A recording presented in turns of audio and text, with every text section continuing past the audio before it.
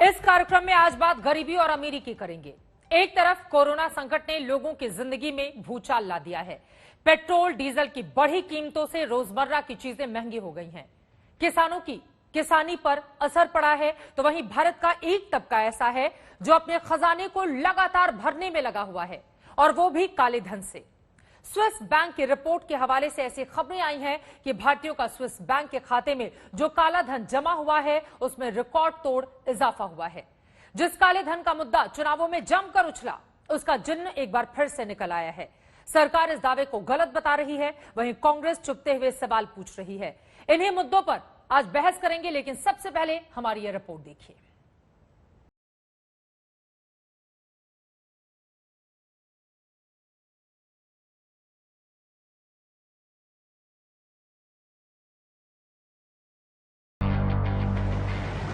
Corona की वजह से लोगों की जिंदगी की रफ्तार भले ही थम गई है, लेकिन तेल के दाम हाई स्पीड से बढ़ते जा रहे हैं। पेट्रोल पंप पर मीटर तेजी से ऐसे भागता है मानो 100 मीटर की दौड़ की प्रतियोगिता चल रही। कुछ शहरों में तो पेट्रोल ने शतक फिर जड़ा है।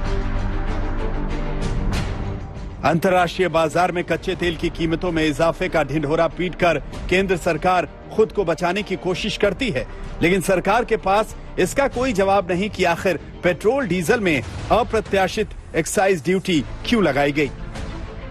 पिछले 7 वर्षों में मोदी सरकार ने पेट्रोल पर 258% एक्साइज ड्यूटी की बढ़ोतरी की है, वहीं डीजल पर 820% की बढ़ोतरी की गई है।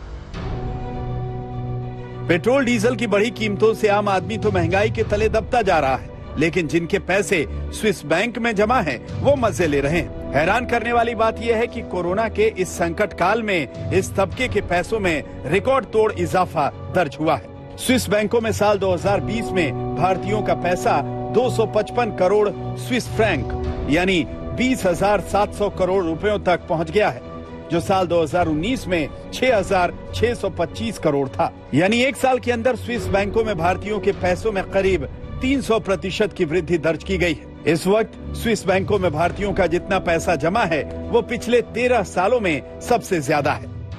काले धन को लेकर बीजेपी ने 2014 में लोकसभा चुनाव के दौरान लोगों से वादा किया था। काला धन बाहर के देश से लाने का वादा, काला धन रखने वालों को हवालात पहुंचाने का वादा, लेकिन विदेशी बैंकों से कितना काला धन वापस आया इसका तो पता नहीं। इतना जरूर है कि जब भी इसकी चर्चा होती है, सियासत जमकर होती है।